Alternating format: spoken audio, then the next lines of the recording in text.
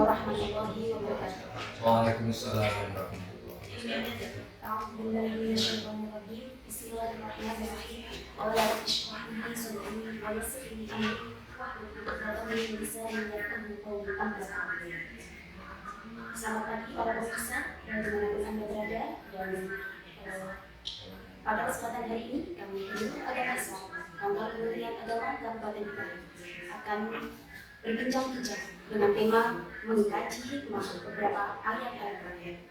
Dan hadir pada kesempatan hari ini di tengah-tengah kita yaitu Kiai Zainul Qawim. Bapak Kiai Zainul Qawim, beliau adalah pengurus agama Islam Kecamatan Ponggok. Alamat beliau di Dusun Sambirjo, Desa Langon, Kecamatan Ponggok. Riwayat pendidikan beliau pondok pesantren, dan pengalaman di organisasi beliau adalah Syuriah MTJNU Ponggok dan pengurus harian FKTP Kecamatan dan juga Kabupaten Blitar, dan juga sebagai Kortan Madin Kecamatan. Untuk aktivitas sehari-hari, beliau adalah pengurus agama Islam Kecamatan Ponggok dan juga sebagai pengasuh di pondok pesantren Kufat Rodotul Bukit ini. Baiklah para pemirsa, marilah kita sapa bersama-sama Kiai Zainul Qawim. Assalamualaikum. Waalaikumsalam warahmatullahi wabarakatuh. Alhamdulillah. Sehat. Alhamdulillah. Tasik siang ya. Alhamdulillah. Wah. Tadi kita sudah membahas tentang kalau tema kita kali ini adalah mengkaji hikmah beberapa ayat. Mungkin bisa menjelaskan tentang apa hikmah dari beberapa ayat Al-Quran yang sangat penting dalam ada beberapa surat yang kami banyak sampaikan. Assalamualaikum warahmatullahi wabarakatuh. Waalaikumsalam. Alhamdulillah.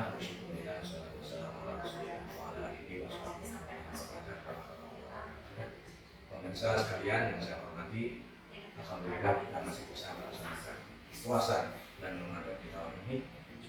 Mudah-mudahan kita selalu mendapatkan kekuatan dari Allah Subhanahu wa Ta'ala, dan puasa kita diberikan oleh Allah Subhanahu wa Ta'ala, dan kita menjadi umat Rasulullah Muhammad SAW yang betul-betul terpilih dan dia ada. Alhamdulillah, sesuai dengan tema tadi disampaikan, kita mengkaji hikmah atau hikmah dari beberapa surat atau ayat dari Al-Quran. Perlu kita ketahui bersama bahwa sebenarnya Al-Quran itu mulai dari surat Al-Fatihah sampai surat An-Nas itu sama, tidak ada perbedaan sama sekali, karena itu adalah kalam Allah. Di situ ada hikmah-hikmah atau surat-surat yang menjadi unggulan bagi masyarakat. Nah, sebenarnya ini adalah merupakan anugerah dari Allah Subhanahu wa Ta'ala. Allah menunjukkan sifat Rahman dan Rahimnya, sehingga hamba-hamba ini, kita sekalian ini diberi pilihan oleh Allah. Jadi ada yang sangat populer di masyarakat.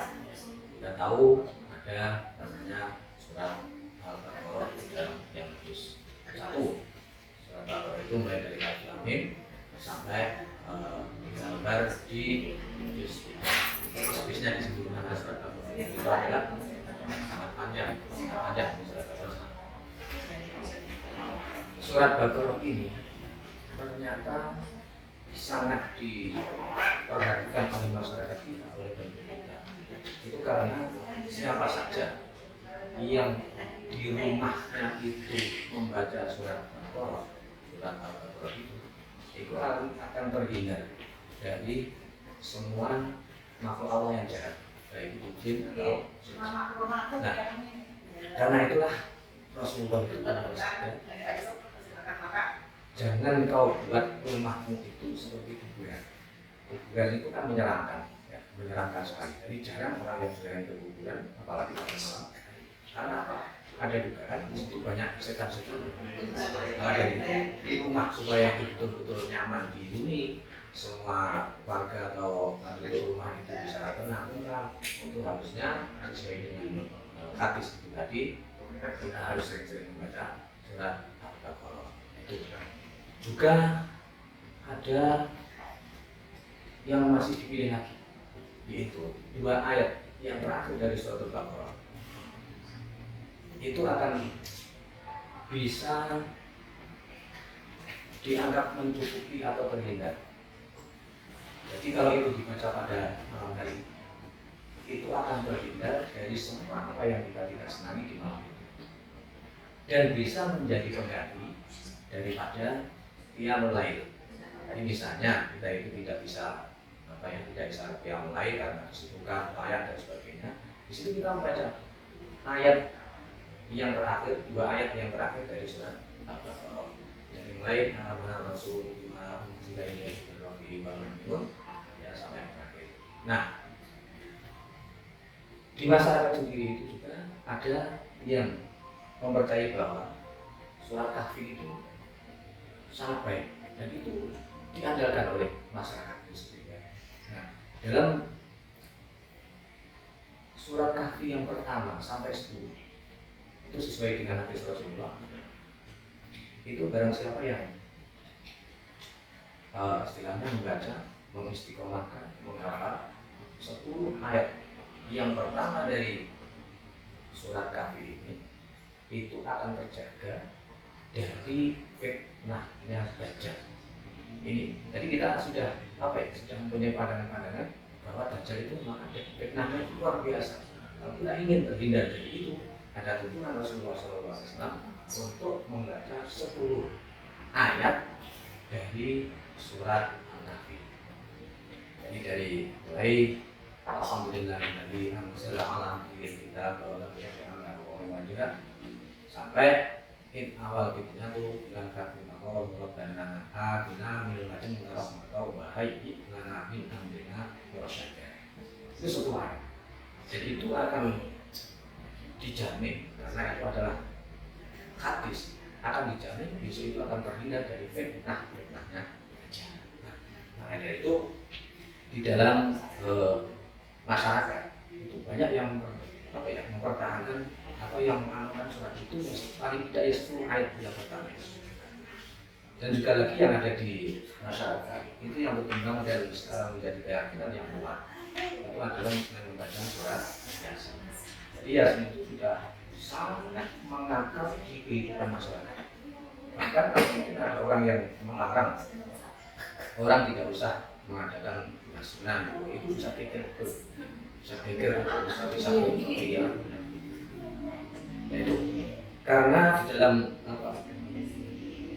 suatu daerah sesuai dengan hadis yang berada di dalam tafsir Yasin, suatu daerah itu kalau di situ surat Yasin dibaca atau ditafsiri, belajar tafsir itu akan terselamatkan dari semua mara bahaya. Jadi apapun penyakitnya akan terhindar dari bala, mara bahaya dan sebagainya. Bahkan itu kesulitan ekonomi itu akan terhindar. Maka dari itu masyarakat kita itu sudah yakin betul istilahnya keyakinan mereka membaca surat Yasin ini sudah bisa mengatasi semua permasalahan-permasalahan yang ada di masyarakat. Bahkan itu ada hadis juga yang menerangkan bahwa barang siapa membaca surat Yasin dan itu ditujukan kepada orang yang sakit, itu akan muncul beberapa keistimewaan. Misalnya keistimewaan. Mungkin sakitnya itu sudah parah mendekati sakaratul maut. Nah, itu nanti akan diturunkan oleh Allah Subhanahu wa taala 10 malaikat setiap huruf dari Al-Quran dari surat Yasin. Jadi akan muncul 10 malaikat karena setiap huruf dari surat Yasin. Jadi akan muncul. Nah, malaikat itu gimana? Ya dia itu di saat itu dibacakan di hadapan orang yang sakaratul maut, dia itu berbaris. Beberapa malaikat besar surat Yasin itu kalau dikumpulnya berapa? Ayatnya saja sudah 83. Nah, ya itu nanti banyak sekali malaikat yang di situ. Nah, kenapa para malaikat itu saling mendoakan? Jadi mendoakan orang yang sudah sadar ulama. Demikian juga dia itu memohonkan ampun kepada Allah Subhanahu Wa Taala supaya orang ini diampuni. Kalau seandainya itu nanti orang itu meninggal, ya, beliau malaikat-malaikat itu juga istilahnya menyaksikan secara langsung memandikan mayat itu. Dan yang lebih apa ya, istilahnya mengesankan, malaikat itu ikut tasbih sampai mengantarkan jenazah itu di alam kubur. Nah inilah, ini karena hadis itu, karena di dalam tafsir masyarakat kita itu tidak akan mungkin bisa lepas dari anak sholat. Nah itu. Nah, terus yang selanjutnya itu yang biasa berlaku di masyarakat, membaca surat mulk. Tabarakal ladzi biyadihi mulku wa huwa ala kulli syai'in qadir, itu di juz 29 awal juz 29.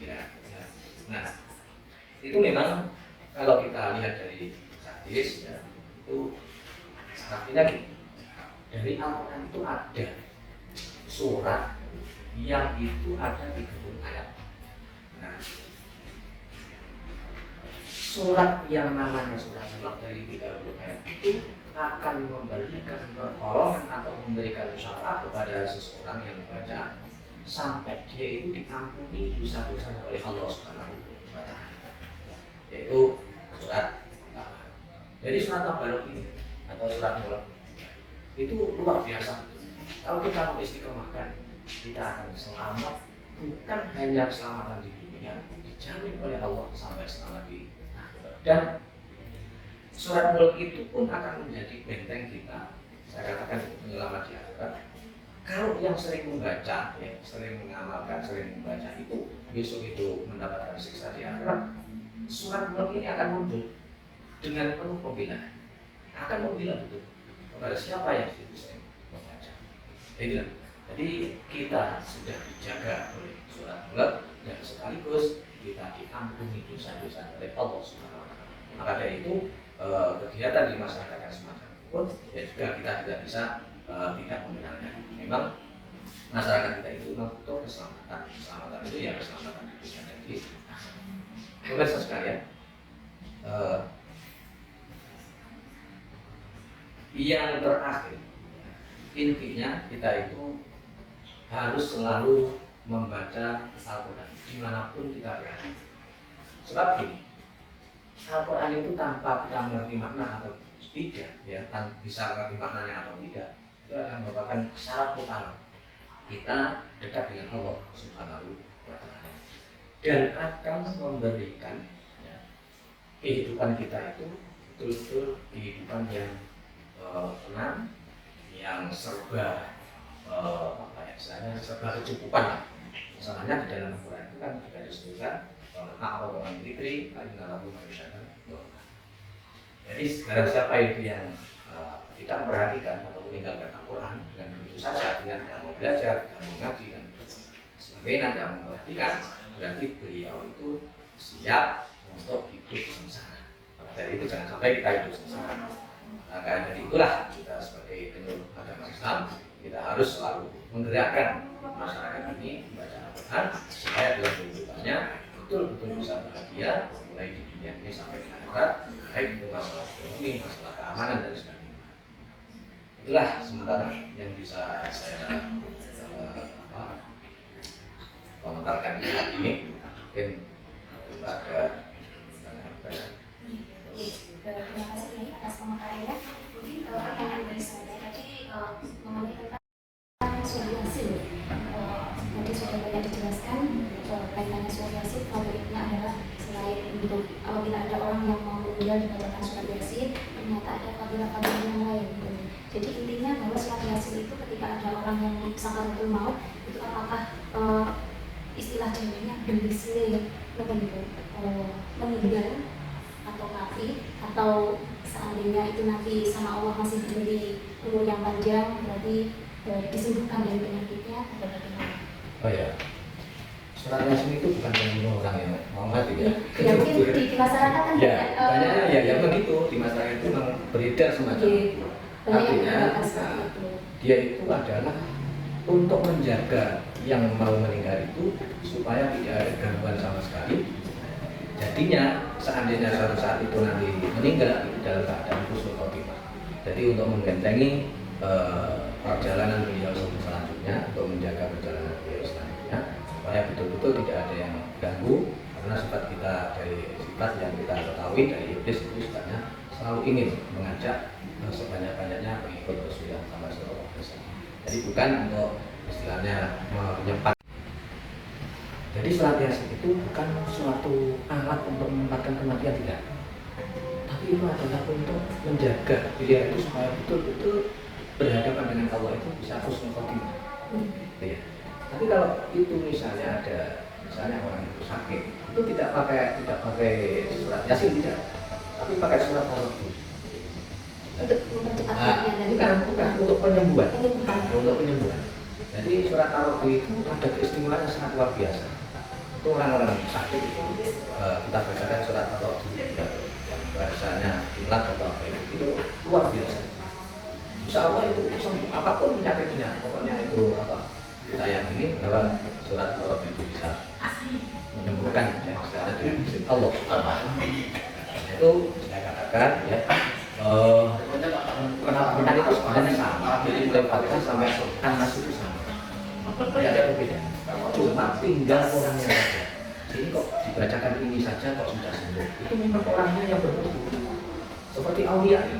Aulia itu jadi orang sakit apapun dibacakan Fatihah semuanya Bapak. Karena derajat dan mutunya yang mengucapkan yang meminta kepada Allah itu luar biasa. Jadi ya sembuh, makanya tidak kalau itu nanti seperti surat Al-Qur'an menjadi penyembuh ya tinggal orangnya yang membaca siapa.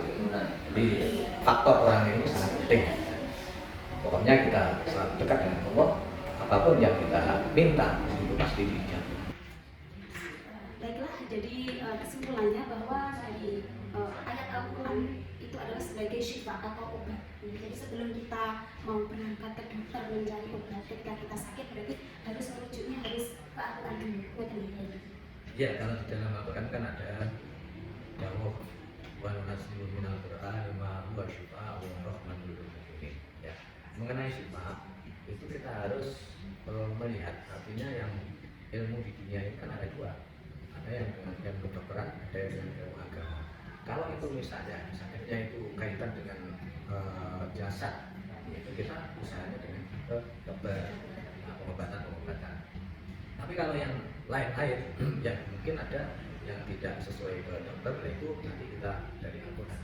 Memang menjadi syifa, menjadi obat. Nah, itu kaitannya itu, makanya kalau syifa di Al-Quran itu kaitan dengan hati kita, dengan hati kita, dimana kita tidak punya sifat iri dan dengki, tidak punya sifat sombong dan sebagainya. Itu caranya gimana? Ya kita baca Al-Quran. Jadi kita baca Al-Quran itu akan menghilangkan sifat-sifat yang tidak baik, yang tidak terpuji. Itu. Jadi kalau dilihat, kenapa kok ada orang sombong? Kenapa kok ada orang yang iri dan dengki? Ya karena dia itu kurang memahami terhadap Al-Quran. Seandainya membaca Al-Quran itu cuma dibaca saja, nggak pernah diperdalami apa maksud dan tujuan dari Al-Quran. Dan para pemirsa yang ada di kita kali ini sangat menarik tentang membaca beberapa ayat Al-Quran. Sudah saya jelaskan banyak sekali tentang Fatihah dari surat Mulk, surat Yasin, dan juga Ar-Rahman. Jadi kita sebagai umat Islam dan kitab kita adalah kitab suci Al-Quran. Jadi kita diharuskan untuk mengkaji, membaca dan memahaminya agar kita bisa terselamatkan dari sifat-sifat iri, dengki dan penyakit-penyakit hati lainnya, dan bisa dari ayat-ayat yang kita baca ini ternyata banyak mengandung hikmah atau keistimewaan. Apabila kita mengamalkannya, kita bisa mungkin terhindar dari hal-hal yang tidak kita inginkan, dan kita bisa memohon kepada Allah untuk diberi kesembuhan dan lain sebagainya. Mungkin itu saja yang bisa kami sampaikan. Terima kasih ya atas penjelasannya. Semoga selalu diberi kesehatan dan kita bisa menjalankan ibadah puasa kami dengan sempurna. Dan para pemirsa dimanapun Anda berada, saya Nuria Masmura undur diri dan beserta Yai Zainul Qawim. Mohon maaf kalau tidak ada salah dan hilaf. Kami akhiri. Wassalamualaikum warahmatullahi wabarakatuh.